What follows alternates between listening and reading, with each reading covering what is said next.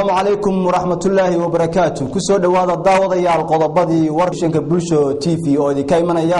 xaruntiisa magaalada Hargeysa qodobada warka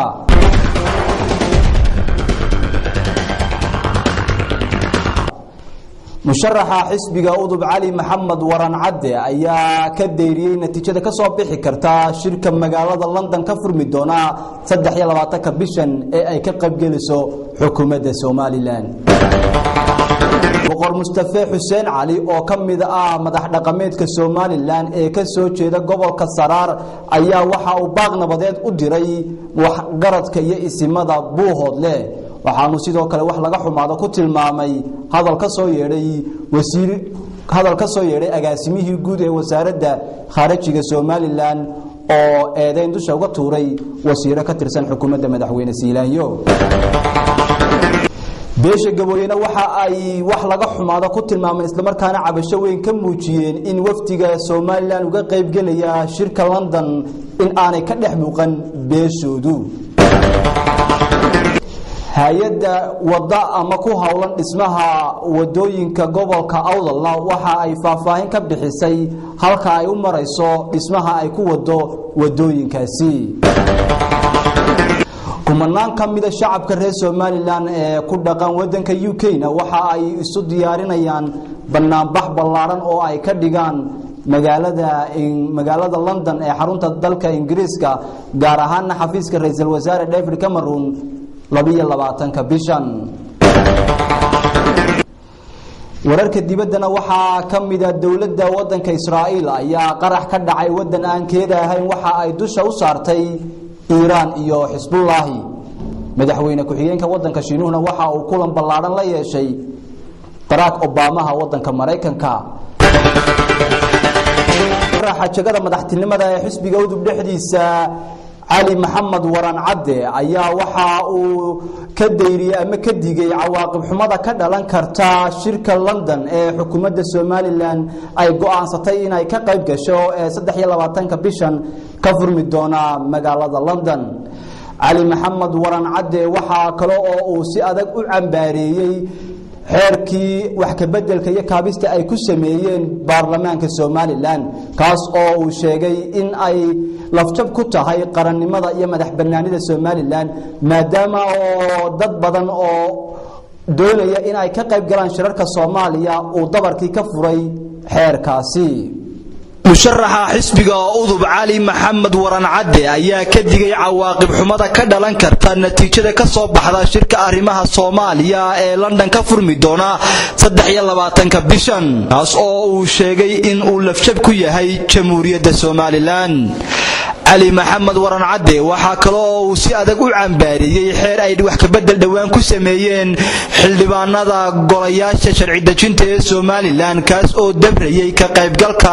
shirarka laga hadlayo arrimaha Soomaaliya ee inta badan Somaliland aanay ka qayb gali jirin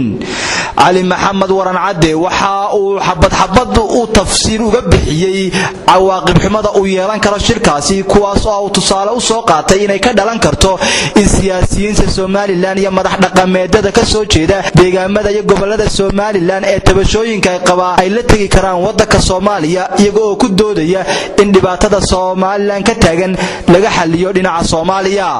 waxa kale oo uu sheegay in beesha caalamka oo muddo dheer Somaliland aqoonsi ka raadinaysay in ay khalad u fahmi karto ka qaybgalka shirarka Soomaaliya ee Somaliland ay ka maqneed 20 sano ee u dambeeyay علي محمد وران عدي oo maanta uu warramay telefishinka madaxa bannaan ee Bulsho TV waxa kale oo uu sheegay in ka qaybgalka shirkani uu shaki ka abuuri karo bulshada Somaliland iyo xukuumadooda taas oo keeni karta isku dhac nabadgelyo darro abuura علي محمد وران عدي oo arrimahaasi ka hadlayana waxa uu yiri laalay qodobadii dabarka u ahaa bulshada gooni isu taaga Somaliland oo ay ka dhalan karaan arrimo lid ku ah qarannimada Somaliland laalidii qodobadan sharciyeed ee dabarka u ahaa bulshada iyo dawladda Somaliland waxa ka dhalanaya arrimo xasaasi ah oo waxyeello weyn u geysan doona ama u geysan kara gooni isu taaga Somaliland arrimahaas oo ay kamid yihiin waxa bilaabantay in qaar kamid ah siyaasiyiinta madax dhaqameedyada iyo bulshada inteeda kale oo ka soo jeeda gobolada iyo degmooyinka Soomaaliland qaarkood ay cabashooyinkooda la tagayaan hadda Soomaaliya iyagoo ku doodaya inay u tagayaan sidii dhibaatooyinka Soomaaliya oo Soomaaliland ay ka mid tahay loo xalin lahaa ama wax loo qaban lahaa. laba inay meesha ka baxeen sharcigii lagaga baqanayay dabarka u ahaa qofkii ka qayb gala arrimaha khuseeya Soomaaliya ee ka go'ay. saddex in bulshooyinka caalamka ee aynu ka rajeynay ictiraafka Soomaaliland ay u fahmaan in doonistii shacabka reer Soomaaliland ay meesha ka baxday maadaama uu baarlamaankii ku dhawaaqay in meesha laga saaray qodobadii xakameynayay dadka ka qayb gala shirarka Soomaaliya. afar inay abuuri karto kala shaki ka dhexdhasha shacabka reer Soomaaliland iyo xukuumadooda oo keeni kara isku dhac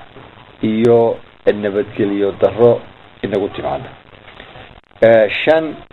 inay magdhow ina weydiiyaan dadkii lagu waxyeeleeyay sharcigan hadda la laalay iyadoo aanay meesha ka bixin baahidii keentay in lagu fuliyo shacabka reer Soomaaliland ee eega dhinaca Soomaaliya oo ay hore sunno uga dhiganay cidii reer Soomaaliland ee dhinaca Soomaaliya eegta in aynu talaabo ka qaadno. Ali Maxamed Warancade waxa kale oo xukuumadda Soomaaliland u soo jeediyay inay wax ka qabato dhalinyarada soo reer Soomaaliland ee ku xaniban magaalada Muqdisho ee dalka Soomaaliya kuwaas oo uu sheegay inay kaalmo waxbarasho ay ka heleen wadankan Turkiga aanay wali u bixin ee ay ku xaniban yihiin magaalada Muqdisho. waxaanu nasiib darro ku tilmaamay in dhalin reer Soomaaliland ay ku sugan yihiin magaalada dagaaladu ka holcayaan ee Muqdisho. waxaanu ugu baaqay xukuumadda Soomaaliland in ay si degdeg ah arintaasi wax uga qabato isla markaana ay kharash ka bixiso ay ku tagayaan wadankii ay ka heleen. kumanaan ka mid ah shacabka reer Soomaaliland ee ku dhaqan wadanka Ingiriiska ayaa si weyn isugu diyaarinaya sidii ay halkaasi uga dhigi lahaayeen mudaharaad ballaaran 22ka bishan aynu ku jirno maalin ka hor inta aanu furmin shirka lagaga hadlayo arrimaha Soomaaliya ay ka qayb galayaan hogaamiyaal ka badan 40 wadan oo ka kala socda beesha caalamka. jaaliyada reer Soomaaliland ee ku dhaqan magaalada ee wadanka Ingiriiska ayaa waxa ay sheegaysaa in ay doonayaan inay mudaharaadkaasi ku muujiyaan qadiyada madax banaanida Soomaaliland in ay tahay mid lama taabtaan ah oo aan marnaba gorgortan gali karin isla markaana ay beesha caalamka kaga codsanayaan in ay aqoonsi ku siiso. faafahinta warkaasina waxa inoo haya wariyahayaga Cabdiraxmaan Cismaan Isbatoore. kumanaan dadweynaha reer Soomaaliland ee ku dhaqan dalka Ingiriiska iyo qaaradda Yurub ayaa isu diyaarinaya ka qaybgalka banaanbax weyn oo ka dhici doona magaalada London ee cariga Ingiriiska 22ka bishan aynu ku jirno. banaanbaxan oo lagu taageeray qarannimada go'aansataga ee jiritaanka Soomaaliland ayay dadweynaha reer Soomaaliland ay isu urursanayaan sidii ay u muujin lahaayeen in jamhuuriyadda Soomaaliland tahay dal jira oo aan gorgortan lala geli karin ku biirada dalka Soomaaliya. dadweynaha reer Soomaaliland oo isaga kala imanaya qaaradda Yurub ayaa waxa ay banaanbaxaasi ka sameyn doonaan caasimadda dalka Ingiriiska ee magaalada London. dadweynaha reer Soomaaliland ayaa waxa ay sheegeen in noqon doonaan banaanbaxani kii ugu ballaadhnaa ee abad ka dhaca dalka Ingiriiska ama qaaradda Yurub. waxaana ay tilmaameen inay xoojinayaan go'aansataga iyo qarannimada jamhuuriyadda Soomaaliland inay tahay mid muqadas ah oo aan gorgortan la gelin karin. waxaana ay sheegeen bulshada caalamkana ugu baaqi doonaan in Soomaaliland si dhaqso ah loo aqoonsado. banaanbaxan ka dhici doona magaalada London 22ka bishan ayaa waxa uu ka dambeeyaa shirka dhawaan ka dhici doona magaalada London ee ay ka qayb gali doonaan madaxweynaha jamhuuriyadda Soomaaliland iyo wafdi badan oo uu hogaaminayo oo reer Soomaaliland ah. banaanbaxan ayaa noqon doona kii ugu ballaadhnaa ee abad ka dhaca qaaradda Yurub. boqor Mustafa Xuseen Ali oo ka mid ah madax dhaqameedka reer Soomaaliland ayaa waxa uu maanta baaq nabadeed u diray isimada iyo garaadada ka soo jeeda deegaanka Buuhoodle kuwaas oo ugu baaqay in tabashadooda iyo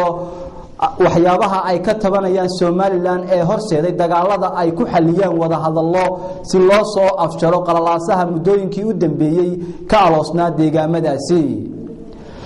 boqor Mustafa Xuseen Cali waxa kale oo uu wax laga xumaado ku tilmaamay hadal ka soo yeeray agaasimihii guud ee iscasilay ee wasaaradda khaarijiga Soomaaliland kaas oo eedeymo culus u jeediyay qaar ka mid ah wasiirada xukuumadda madaxweyne Siilaanyo warkaasina waxa mar kale inoo haya isla wariyahayaga Cabdiraxmaan Ismaan Isbatoore boqor Mustafa Xuseen Cali oo ka mid ah salaadiinta gobolka Saraar ee Caynabo ayaa maanta shir jiraaydo ku qabtay hotel Imperial ee magaalada Hargeysa waxa uu baaq u diray salaadiinta iyo garaadada beelaha Buuhoodle waxaana ugu baaqay inay nabad qaataan waxa uu sheegay in nabadu tahay laba huraan waxaana uu tilmaamay in go'aansutaaga iyo jiritaanka Soomaaliland yahay mid muqadas ah oo cidna looga habran doonin boqor Mustafa Xuseen Cali waxa uu sheegay in reer Buuhoodle ay yihiin reer Soomaaliland loona baahan yahay inay dhinacooda ka ilaaliyaan nabadgelyada oo ay ixtiraamaan go'aansutaaga iyo qarannimada Jamhuuriyadda Soomaaliland waxaana uu sheegay in cid kasta oo hurinaysa dagaalka Buuhoodle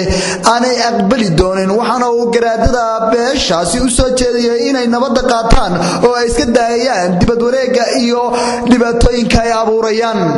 dhanka kale boqor Mustafa Xuseen Cali waxa uu ka hadlay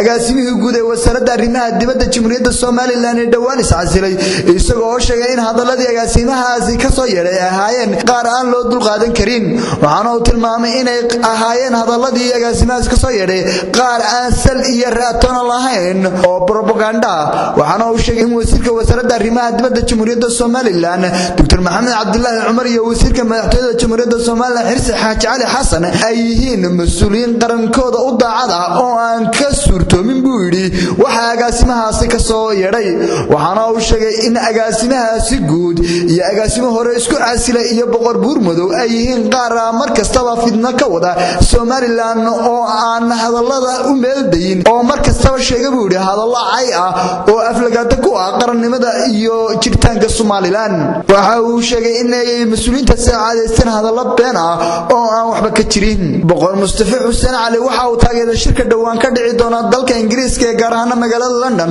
oo uu sheegay inuu yahay shir ay ka tashiga go'aansutaaga Soomaaliland kor u sii qaadaya waxaana uu sheegay in shirkaasi ay ka qayb galaan 40 dawladood waxaan tahayna in Soomaaliland qadiyadeeda go'aansutaageeda iyo jiritaankeeda ay ka sheegto halkaasi boqor Mustafa Xuseen oo ka hadlaya hadalkii hore uga soo yeeray agaasimihii wasaaradda arrimaha dibadda Soomaaliland ee iscasilay waxa uu yiri yahan waxa warbaahinta ka soo baxayay dad waliba madaxa oo intay iscasilaan cambaarayn iyo canjarafayn rag badan u geystay runtii anagoo isku beel ka soo wada jeedna haddana anigu labadaba waalid baan u nahay marka la eego xagga dhaqanka labadaba waalid baan u nahay xagga ka soo kala jeedaan runta anagoo sheegayna fartaan ugu kala fiiqayna ninka saxan ninka khaldan agaasimihii guud ee arrimaha dibadda wuu iscasilay wuu hadlay nabdiisa wuu cadeeyay aad iyo aad baan anigu arrintaa u diiday oo aan u dhibsaday waayo markuu ninku madax yahay waa inuu wax badan ilaaliyaa siyaasiyan بريتو كمالين عدي إمك كلسوني دم كوه قويسا ما جريسو وعاد كعبنا إنسانا ما هو إمك بلودي وحكومة أدين دور كسر دحجرتي وعاد كسر شقيس دور وساردودنا وعاد كسر شقيس أو تيل لبعد ويا تاني أنتوا ربع عبش ما يسوي بحين لكن منكم مركو فشل مو واقعنا way ku badan tahay inuu cabaadka iyo qaylada badiyo gudoomiyaha hay'adda dhismaha wadooyinka gobolada Awdal iyo Salal ayaa waxa uu faahfaahin ka bixiyay halka ay marayaan dhismaha wadooyinkii u dambeeyay halkaasi laga waday iyo qaadaan ururin lagu hawlan yahay sidii wadooyinkaasi wax loogu qaban lahaa warkana waxa faahfaahintiisa magaalada Boorame ee xarunta gobolka Awdal nooga soo diray wariyahayaga Cabdifataax Axmed shirkan jaraa'id oo maanta xafiiskiisa ku qabtay gudoomiyaha hay'adda dhismaha jidadka goboladan Awdal iyo Salal ee Azarda Professor Xasan Cali Cusmaan waxa garbihiisa fadhiyay qaar kamid ah gudiga fulinta ee hay'addaasi Azarda wuxuuna ugu horeyn gudoomiyaha hay'adda Azarda uu ka warbixiyay halka ay marayaan howlaha dhismaha jidadka goboladan Awdal iyo Salal ee Azarda ay wado oo ay bulshadu dhisatay way dhammaadeen 4 kilomitir ee dowladda balan qaadana way socotay oo way dhammaanaysaa weliba haddii Allah wadada leeyahay waxaa dhiman 12 kilomitir 12 kilomitir san hore iskaga dhamayno waxaan u dirayaa baaq dhammaan jaaliyadda u dhalatay gobolada iyo dadweynaha Soomaaliland iyo cidii khayr wax ku darsanayso dhanba dhammaantood meel kasta joogaan in 12 kilomitir nagala soo qayb qaataan dhammaystirkooda saan hawlaha inteeda kale oo dadii weyn oo hadee xeelad tagaysay way noo taalaa saan u bilaabnay hawsheenaas in intaa hadee iska dhammaystiro oo hore iskaga dhammaystiro inaad gacan ka geysataan oo aan iskugu tagno oo runtii dardartii dadaalkii aan ku bilowno markii hore aan soo celino mar kale saan 12 kilomitir iskaga dhamayno sanadka 2012 haddii Allah wadaleeyo. waxa uu sidoo kale gudoomiyaha hay'adda Azarda uu ka warbixiyay halka ay marayaan howlihii lacagaha jidadkaasi lagu dhisay lagu soo aruurinayo oo hay'adiisa wado. jaaliyadda runtii mahadnaq naga mudan lacagna soo gaarsiisay 20 ku bay maflada xasuusto bishii December 2010 beed lacagtaas soo gaaray lacagtaasna runtii meel fiican bay noo qabatay sida la socotay dowladana wax leenahay wad ku mahadsantii laakiin weli gacantiina waa sugaynaa jaaliyadda goboladan u dhashay ee degan waddanka Saudi Arabia magaalada Jeddah gaar ahaan ragga dumarku ma jiro oo iyaguna soo gaarsiiyey lacag dhan $5,000 oo doolarka Mareykanka oo runtii lacagtii naga u horeysay ee naga soo gaadhay jaaliyadda waddanka Saudi Arabia degan gaar ahaan ragga dumarka hore la soo gaarsiiyeen jaaliyadda Sweden waddanka Sweden degan oo iyagu si gaar isku abaabulay oo dhowr gacmood oo koraya runtii la soo gaarsiiyey oo midba kale ka yar badan tahay bishii November waxaa ka helay $500 bishii December 2012 waxaa ka helay $100 bishii January 2012 waxaa ka helay $700 bishii February waxay soo gaadhay $1,000 la soo gaadhay halka ka soo saarteen qayb bedelo gacantiina weli waa u baahannahay halka dadaalka sii wada ayaan leenahay insha Allah. sidoo kale mid ka mid ah qurbajooga gobolkan Awdal oo isna madashan ku sugnaa ayaa waxa uu ka hadlay madashan waxa uuna ka marqaati kacay in lacagihii ay qurbajoogaasi soo aruuriyeen halkii ay gashay oo ku aadanaa dhismaha jidadka goboladan Awdal iyo Salal uu maanta soo arkay. anigoo la hadlaya walaalaha deegaanka Salal oo aan ahay xubin ka mid ah yani maamulka xubin ka mid ah waxaan oranayna maanta waan soo arkay يعني طريقي أي لعبتي كشيء وانصاركي مركز تمام وأماننا أولادنا من بالنهاية طريقي ناس يمسي هي قيفتين يسميه يفلسي وانصاركي أبين مركز الأمة الأولاد وأنا واحد له أو ما طلعنا si kastaba ha ahaatee hay-adda dhismaha jidadka goboladan Awdal iyo Salal ee Azarda ayaa waxa uu hamigooda yahay sidii goboladan ay u heli lahaayeen wadooyin laami ah oo la jaanqaada caalamka horumaray. Cabdi Fataax Axmed, Bulsha TV, magaalada Boorama. salaadiinta beesha Gabooye oo kamid ah beelaha Somaliland ayaa waxa ay cabasho weyn ka muujiyeen isla markaana wax laga xumaado ay ku tilmaameen in laga qayb galin waayo wafdiga reer Somaliland ee ka qayb galaya shirka magaalada London ka furmi doona 23 bishan. salaadiinta beeshan oo shir jaraa'id ku qabtay maanta magaalada Hargeysa ayaa waxa ay ku tilmaameen wax aad looga yaqyaqsado in beelaha kale ee Somaliland ay isku koobaan in ay iyagu matalaan jamhuuriyadda Somaliland ee shirka London ka qayb galaysa. salaadiinta beelaha Gabooye oo maanta shijraad ku qabtay hotel Imperial ee magaalada Hargeysa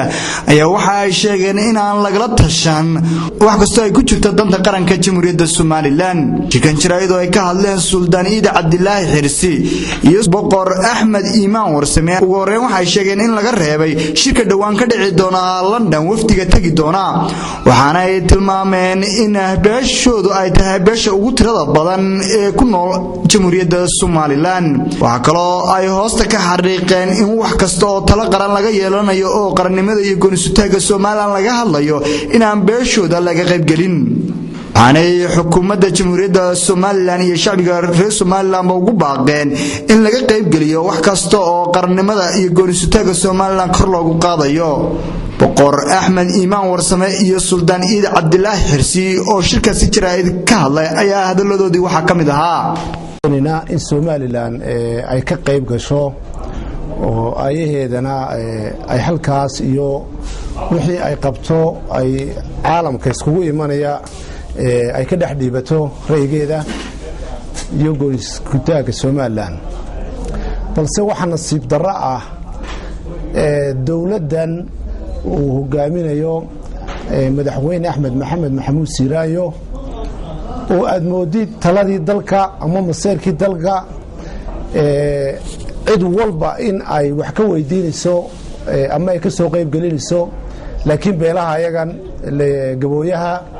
wax ay ka siinayso taladaas ayna jirinba dhibaatooyinkan maanta ka taagan somalilan gobolada waxaa sababaya ama dhibtan u horseedaya waxa weeyaan talada aan cidna wax laga siinayn marka madaxweynaha iyo dowladda iyo ciddii kula taladiisaba waxaan u sheegaynaa waddankan taladiisa inaanu dadka aan wax ku leenahay waddankayga yahay cidna aanan uga dul qaadanayn ama aanan uga dul daba fadhiisanayn inaan talada dalka waanan u cambaareynaa dadkan isku tegey ee qabiilka lagu soo xulay ee qabiilkayga ka tegey ciddii ka talisay soo xushay ee liiskaa soo samaysay waanu cambaareynayna waxaanu leenahay ma aha shir ama wafdi xalaala oo ay u baxayso dowladdu iyo beelihii reer somalilan xaqumaanaa yeelan in beelahana laga takooro oo beelahana laga reebo dalka waanu u dhalanay xaq iyo xuquuq baanu ku leenay run iyo xaqiiqa haddii la doonayo dalka annagaana loogu yimid shirkana waxaad moodaa in lagu soo sameeyey isaaqiisan in lagu sameeyey ayaan u malaynaynaa isaaqiyan in lagu sameeyey sababtoo ah dee shirkaa nalaguma darin nalaguma xusin lama odhan dalkaygu dhasheen xuquuq iyo xaq bay dalka ku leeyihiin waxa ay la kacsan yihiin maanta gobolladan bariga amase galbeedku waxa weeyaan xuquuqdii iyo taladii ay dalka ku lahaayeen oon cid waxba ka siinayn annaguna la mid baanu nahay xuquuqdayadii iyo xaqayagii waa la duudsiyey ururka samafalka ee lagu magacaabo tawfiiq ee magaalada Boorama waxaa soo gaaray deeq lacageed waxaana warbixinta amuurta ku saabsan looga soo diray magaalada Boorama mar kale wariyahayaga Cabdifataax Ahmed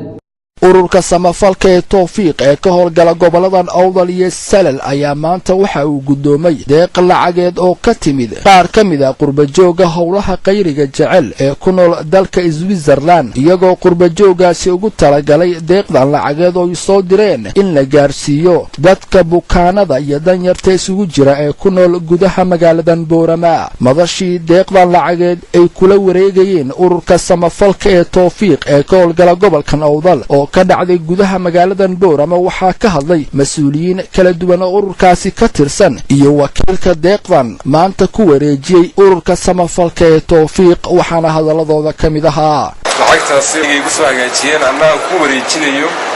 tawfiiqan ku wareejinayo lacagtaas oo la siin doono dadku siday u kala tabaalaysan yihiin dadka tabaalaysan lagu caawin doono lacagtiina waan wareejiyay lacagtaasi waxay dhan tahay $713 oo gaar ahaan doolarka Mareykanka gaarsiyo $713 oo ku doonay inamada soo garay suuq ka soo garan waxa la leeyahay miisaan xisnaadka ay ku daro jazakumullahu khairan jazaa dadka anaga oo sidoo kale tabaalaysan yihiin amba raashin amba sidoo kale ay aan garanayno siin doona aad iyo aad baan ku mahadnaqana waxaan kan uga diraynaa maxaa mahadnaq aad u ballaaran dhammaan dadka soo caawiya dadka tabaalaysan meel kasta ay kala joogaanba gaar ahaan maanta waxaan taaganahay wiilasha soo diray $700 ee jooga maxaa ku dhacay gobolkaas waddanka Switzerland iyo laba maaha intaa iyo in ka badan baan ilaahay idin kana idin barayna inaad soo dadaashaan annaguna xilka weyn saakana saartay waxaan ku dadaalaynaa inaan ku daboolno ama intay ka gaadhaan ka gaarsiino waxaan leenahay jazaakallahu khayran jazaa maalinta qiyaamaha ilaahay miisaanka xasanaadka ay nigu daro Cabdifataax Ahmed Bulsha TV magaalada Boorama daawadayaal halkaas warkaasi kala socotaan wali waa telefishinka madaxa bannaan ee Bulsho TV xaruntiisa magaalada Hargeysa. Qodobada dibadda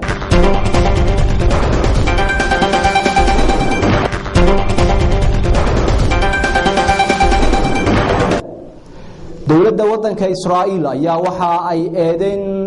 u jeedisay wadanka Israa'iil iyo kooxda dagaalyahanada ee ka dagaalanta wadanka Lebanon ee Hezbollah kuwaas oo ay ku eedeysay inay mas'uul ka ahaayeen qarax culus oo ka dhacay wadanka Thailand. waxa warkana faahfaahintiisa inoo haya Maxamed Shiciir. qaraxyadii shalay ka dhacay caasimadda Thailand ee Bangkok ayaan weli laga helin wax macluumaad ah iyadoo ciidamada nabadgelyada dalkaasina sheegeen inay heleen taysaro Iiraaniya balse ninkan ayaa ku soo tuuray askar daba socotay bamba gacmeed kuwaas oo ku waxyeeloobeen 3 ruux oo ka dhawaa meeshaasi. dowladda Israa'iil ayaa markiiba dusha ka saartay qaraxan Iiraan iyo Hezbollahiga Lebanon kadib markii ay safaaradaha ay ku lahayd Hindiya iyo Georgia la qarxiyay. wasiirka arrimaha dibadda dowladda Israa'iil ayaa tilmaamay in Iiraan tahay mas'uulka koowaad ee ka dambeeya qaraxyada Thailand iyo kuwii loo goystay gaadhi oo saarna mid ka mid ah diblomaasiyiinta safaaradda Israa'iil ay ku leedahay Hindiya kaasoo dhaawac halis soo gaadhay. dowladda Iiraan ayaa iyaduna dhankeeda iska fogeysay eedeymaha loo soo jeediyay dowladda Israa'iil waxa ay Iiraan qaraxan ku leexisay Israa'iil oo ay sheegeen inay mar walba maleegaan qorshayaasha dahsoon kuwaas oo ku soo celiyay bay yiraahdeen Iiraan. Israa'iil iyo Iiraan ayaa maalmihii u dambeeyay isu weydaarsanaya hadallo aad u adag iyo hanjabada taasoo laga shakisan yahay inay dowladda Israa'iil ay soo weerarayso goobaha lagu sameeyo nukliyeerka Iiraan. madaxweynaha wadanka Mareykanka Barack Obama waxa uu maanta xafiiskiisa ku qaabilay madaxweyne ku-xigeenka wadanka Shiinaha kaas oo ay halkaasi kaga wada hadleen cilaaqaadka u dhaxeeya wadamada Mareykanka iyo wadanka Shiinaha. madaxweyne ku-xigeenka wadanka Shiinaha oo muddooyinkii u dambeeyay booqasho ku gaalabixinayay wadanka Mareykanka ayaa waxa uu kalamo kala duwan la yeeshay madaxda wadankaasi iyadoo uu kulankii u dambeeyay halkaasi kula yeeshay madaxweyne Barack Obama oo ay ka wada hadleen cilaaqaadka u dhaxeeya wadamadaasi ee ku aadan dhinaca ganacsiga iyo iskaashiga dhinaca difaaca. waxa faahfaahinta warkaasina inoo haya wariyahayaga Cabdiraxmaan Ilka Case. madaxweyne ku-xigeenka dalka China ayaa maanta si ballaadhan loogu soo dhaweeyay dalka Mareykanka oo ah musharaxa loo saadaalinayo inuu ku guuleysto talada wadanka China. madaxweyne ku-xigeenka ayaa kulan ballaadhan la yeeshay madaxweynaha dalka Mareykanka Barack Obama. kulankan labada dal ay yeesheen waxay ku qaadadhigeen sidii ay isaga kaashan lahaayeen ganacsiga labada dal ka dhaxeeya loona sii horumarin lahaa istiraatiijiyadda ay ka leeyihiin suuqyada caalamka. madaxweyne ku-xigeenka ayaa sheegay in ay heshiis cusub wada galeen labada wadan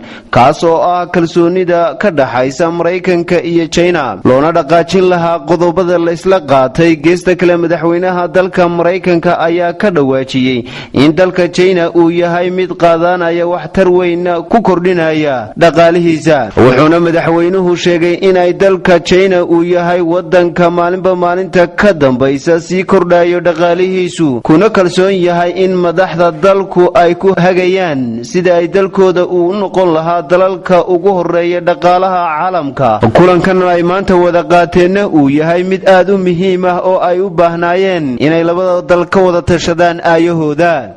daawadayaal aad iyo aad baad ugu mahadsantihiin qadarkaana daawanayseen intaa waxaa inoogu dhammaaday warkii dalka gudihiisa iyo dibaddiisaba naga soo gaadhay oo aan halkan idinka soo jeedinayaan oo Saleebaan Ibraahim Xaashiya. intaan warkiisa ku kulmi doono aniga iyo dhammaan akhyaartii diyaarinta warkan igala qayb gashay waxaan idinkaga tegaynaa assalaamu calaykum waraxmatullaahi wabarakaatuh.